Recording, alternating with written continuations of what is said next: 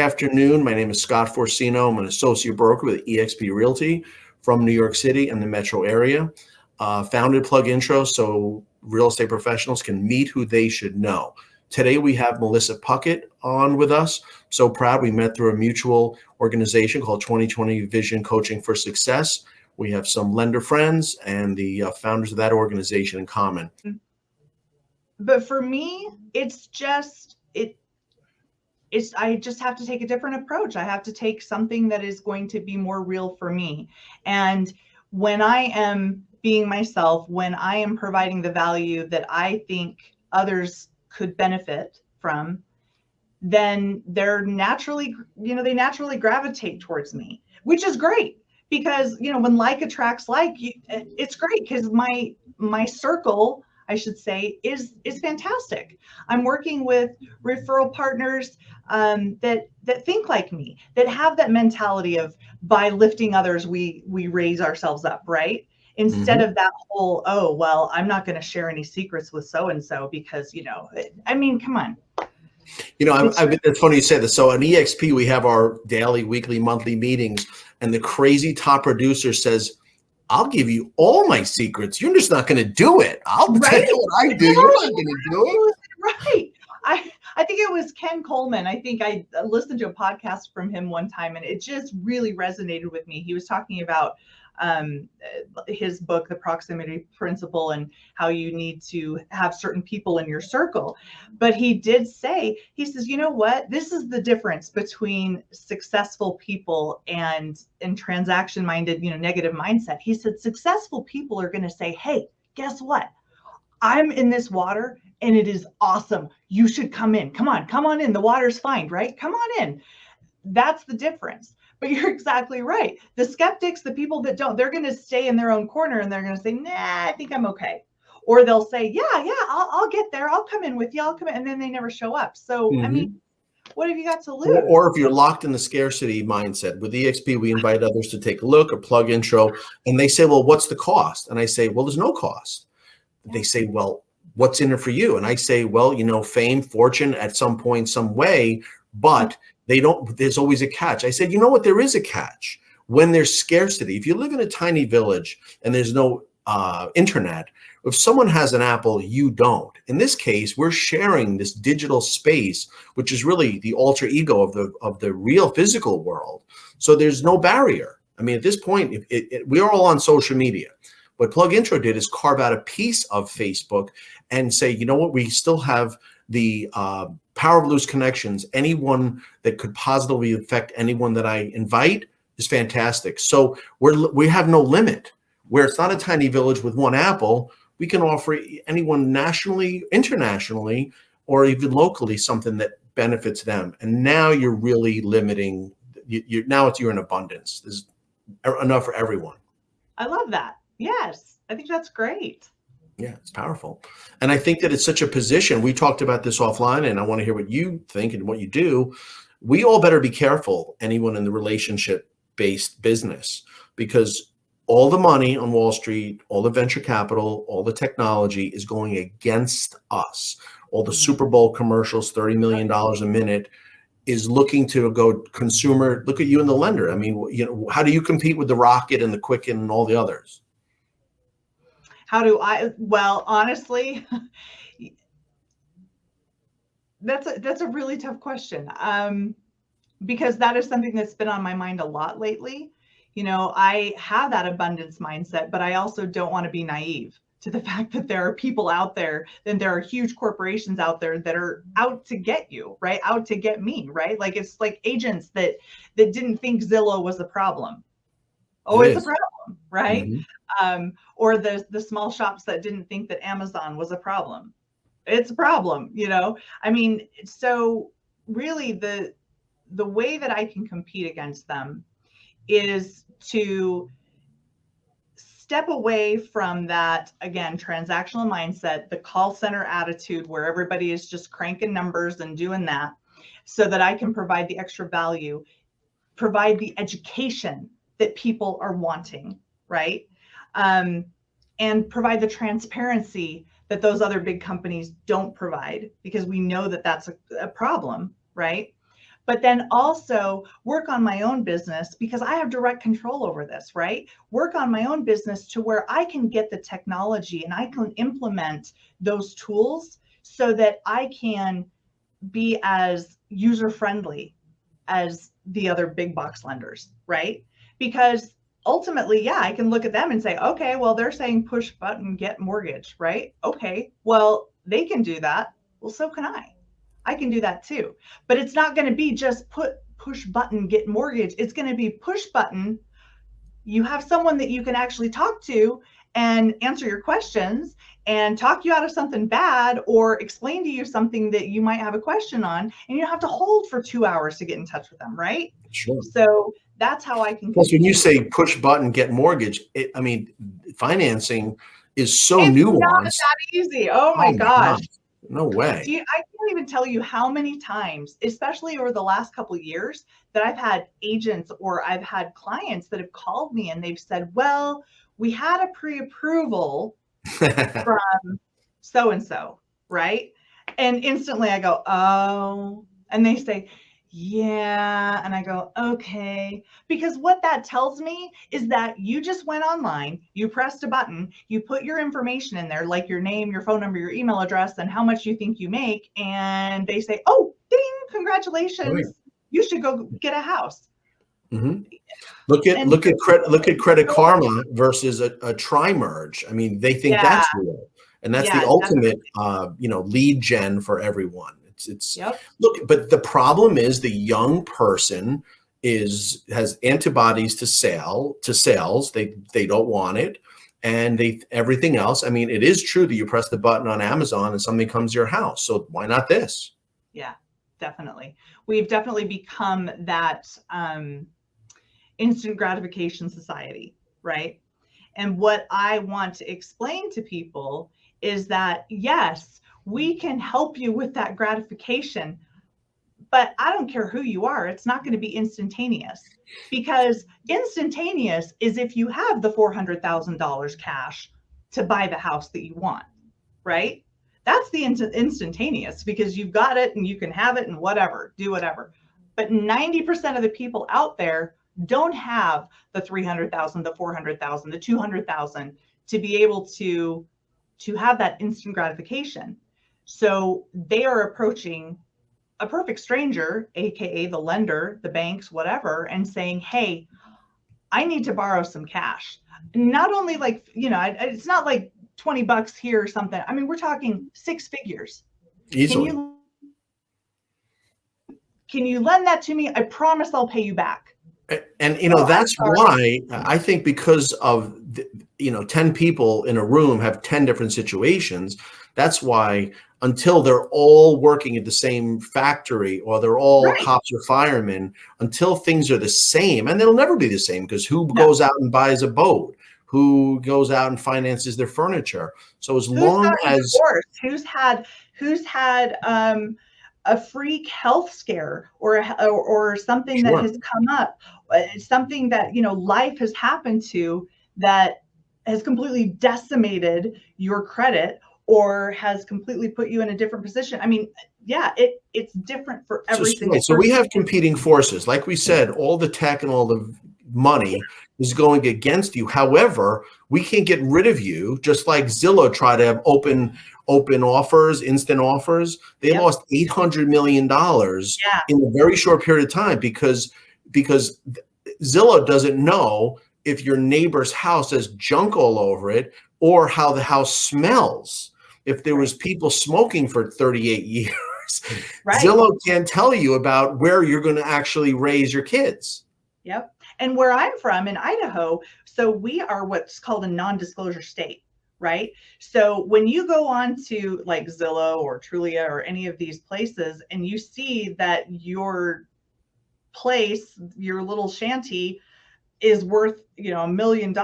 Oh, well, it's worth it because that's what Zillow said. No, not really. There's a process, because it's a non-disclosure state. So unless someone's out there specifically disclosing it, you're going to have to go through the appraisal process, or you're going to have to go through a little bit more sound channels in order to get a more accurate property valuation. And people just don't understand that. It's all Sure. this whole digital, like, oh, well, this is what it says, so surely it must be true. You know, I've always I been pressed the button, so I'm pre-approved. Or, oh, this says my house is worth this, so it must be true. So yeah, I've been disappointed my whole life since 1997 in this industry where there isn't enough understanding. I don't mean comprehension. I mean enough of a true cooperation, because in your area, I don't know, but in a lot of parts of the country, they're waiving their mortgage contingencies. Buyers and sellers have, big appetites, and they then go along with the trend. Agents, are not sure necessarily what the person can buy. In our area, it's very dangerous. You say no mortgage contingency. What if it doesn't appraise? So, you have that's a thing for you to really, wonder that they're still seeking financing, but they don't have the safety net. I mean, have you come across that? Yes, especially here. Because again, being in Idaho, we are we're becoming, we've been discovered, so to speak, I guess. A lot of people around here will say, oh, well, we're just waiting for everything to slow down. Newsflash, it's not going to slow down in Idaho. It's just not. We have so many people that are coming from California, from Oregon, from Washington. They are leaving these high cost areas and some high crime areas, or for whatever reason, they are better life, better neighborhoods. Right.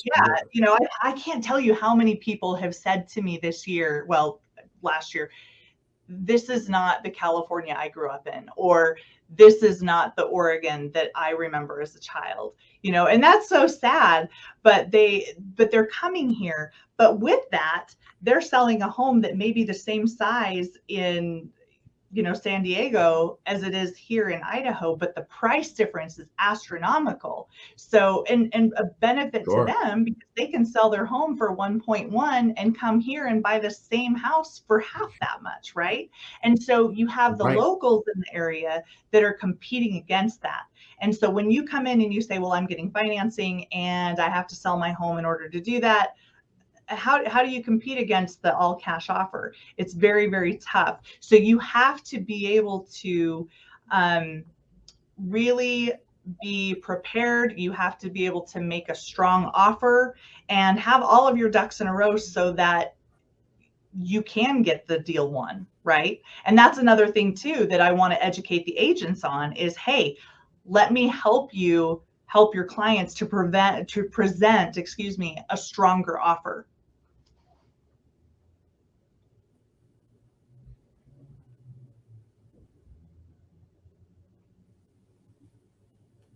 Are you still there? Are you there? Yeah, that's huge now. Yeah, I'm here. I hear you. Yeah. I think that's amazing, important now, because you have two objectives. You have to make the realtor happy, and you have to really get the client what they need done. So getting the offer accepted, having a deal they can actually close is paramount.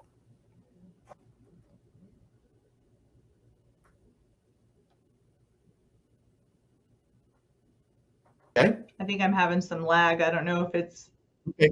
Yeah, it's sorry. Okay. I think I'm having some lag on my end or something. We had a little lag, but I'm better now. Okay. So okay. Yeah, here we go. So you were saying my job is to help increase their presence and their offer. They have to get their offer accepted, and you are critical. And I wish that there was more. Here's what the formula I came up with. There cannot be collaboration when you're chasing, because if the referral source believes that they're just a number, they're not going to be forthcoming. Do you hear me what I'm saying? I do. Yeah, you're right. Yep. Okay. So did you notice that in a classroom, the teacher is not holding back information? Because the student wants to learn, the teacher has the knowledge, and the teacher is getting paid, period.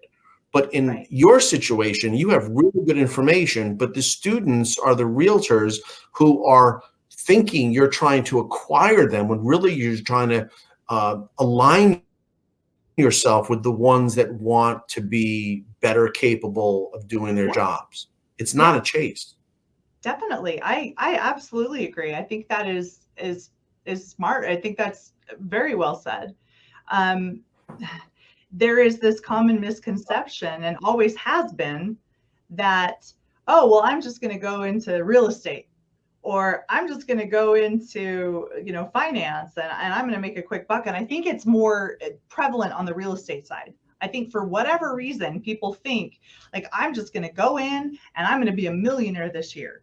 And it's, I mean, I hate to break it to you, but it's just not that way. The people that I see that are the most successful in our industry and in their businesses are the ones that are running the marathon and not the sprint.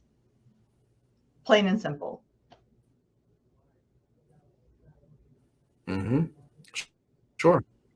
But I mean, to run that marathon, you have to be comfortable. And I think that the reason why, again, I made this platform is it takes away the gain more exposure locally, and you can align yourself with the people who appreciate our collective efforts.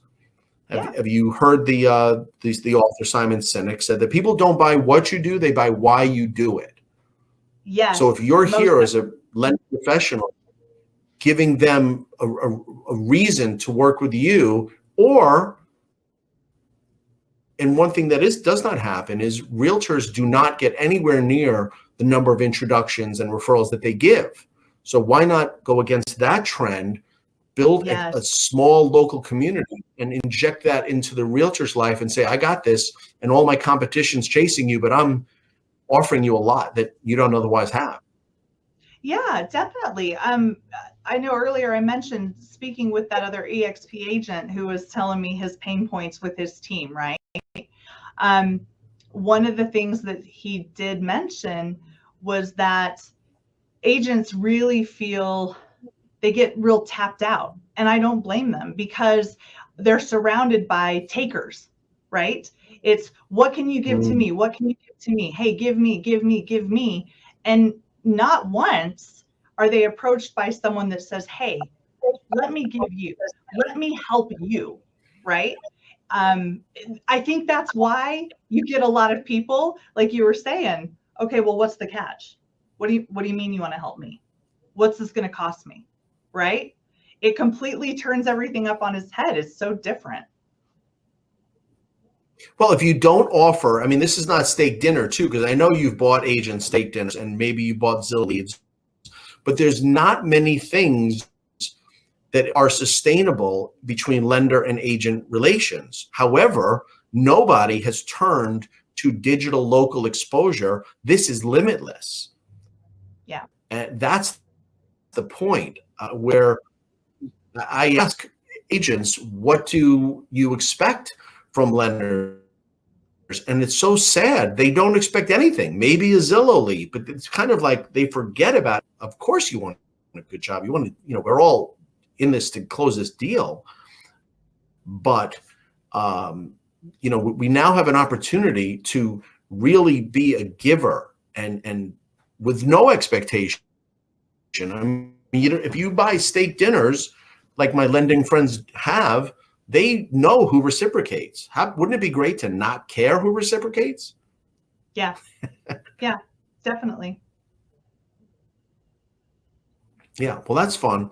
I want to, know what should some agent referral partner or a mortgage loan applicant expect from you in getting the deal done, quickly, and why you over others? I know the service.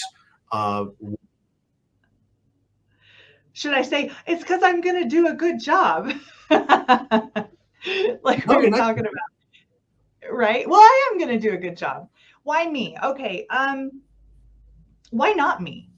I guess that's what I want to say. I've been in the business for close to 18 years, right? I mean, I'd like to say I've seen it all, but as soon as I say that, I haven't seen it all. You know, there's always some new situation. But the difference is, let me give you an example. This is something that's come up so many times. I'll get someone that's on the phone and they say, hey, I'm calling to see what your rate is, which of course, you know, there's no solid answer to that. It's like, well, what rate do you want, right? But so many times I have heard people say, you know what, you have told me more in 15 minutes than I have heard from 5 other people that I have called or that I've contacted. Nobody has taken the time to explain this stuff to me. Nobody has taken the time to give me heads up on stuff. Nobody's asked me these kind of questions, right? And that's where I am different, because I'm going to take an interest in that person. They're not just a number. They're not just a transaction. Of course, they're a paycheck. Let's be honest. That's why this is what I do for a living, right? But it's important to me because I don't advertise and because I have a genuine interest in people that I take care of them. That's kind of that nurturing side of me. And that's the same when it goes to my referral partners. I want them to know that they're important, right?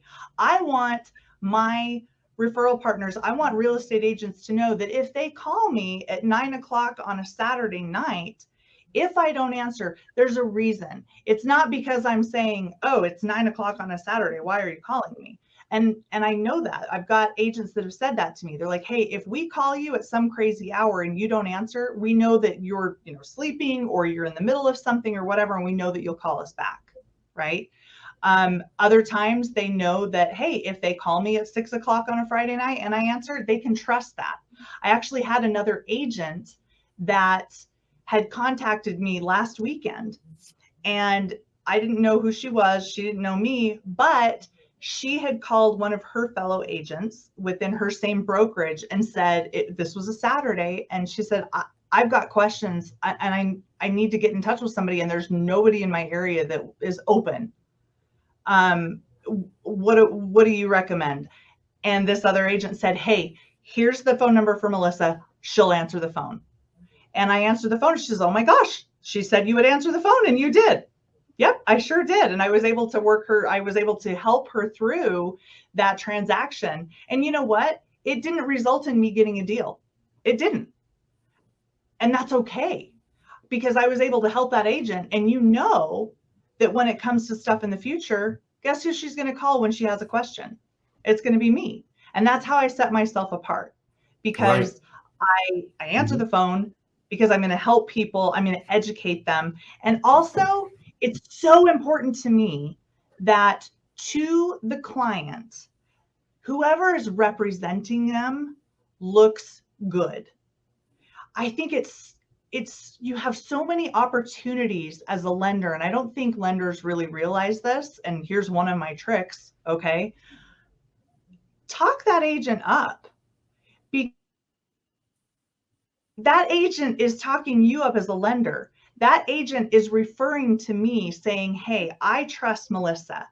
I trust Melissa at Nexus Mortgage Lending. Go to her. So why can't I, and why shouldn't I tell that client, oh my gosh, your agent has done such a good job for you. Oh my gosh, look at what they did. When the appraisal comes in and it's above the purchase price, oh my gosh, they did such a good job. Look at that, right? I want to talk up that agent too, because I know that when I'm supporting them and making them look good, that's also going to help them in the future, right? Why wouldn't we do that for each other? And I don't think a lot of women do that. And they don't. And I'll tell you, there's not enough funny way to say it.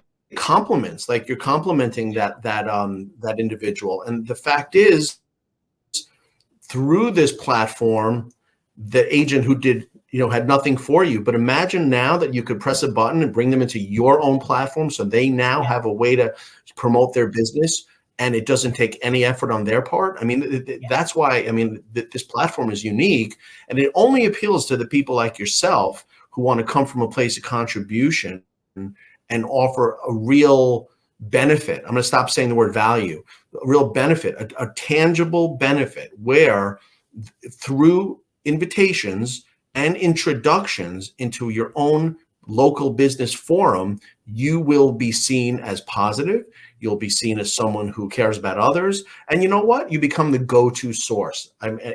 One thing that hasn't happened with PlugIntro yet is I can't wait for lenders to break up relationships between other lenders and realtors.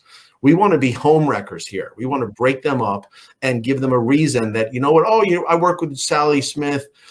She's a lender for 9 years. Okay, well, Sally Smith, you haven't talked to in 4 months because you got 3 listings and the other buyers got mortgages from their uncle's friend. So I'm giving you something that will be connected all day digitally. I'll see your Facebook post. You'll know what we did in our closing last week, and we'll be able to shine a real positive light on you. So, boy, I mean, that's going to really be, and this. Sorry, go ahead. You're right. I mean, there's just we're looking for, and I say breakup, but we're looking for a real positive impact for people to give reasons to consider them because they're really distinguishing themselves from their competition. Well, I'm going to actually say something that's it's kind of contrary to what you said. I'm not necessarily looking to be that home wrecker, so to speak. And I'll tell you the reason why.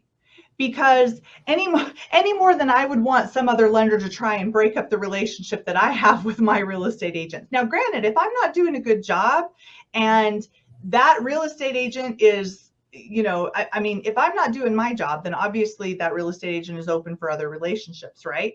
And so, so that requires me to be on my game.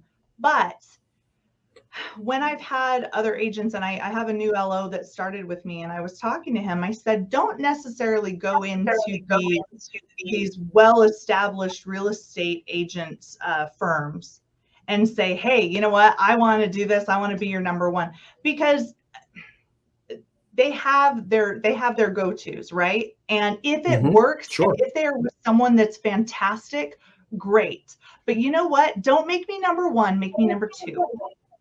And I'll tell you the reason why. But I never liked that part. Excuse me?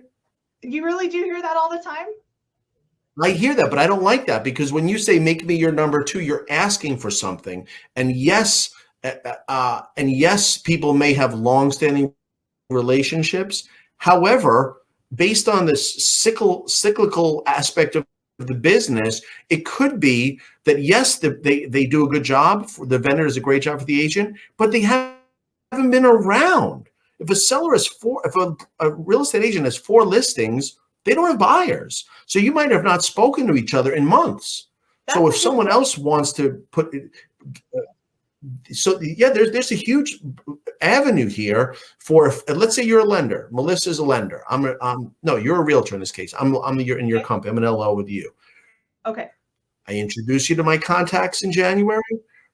The PlugIntro staff takes those contacts, and now you know the moms from school and the local professionals. Then February rolls around, and I've introduced you to more people and more people. And the other person who did a good job just hasn't had the occasion or the interest. And even when they do, I've heard in the training, hey, what's going on? When you call up, you're really not saying what's going on. You're really just making sure the relationship is fresh. And that's on you. That's somewhat selfish.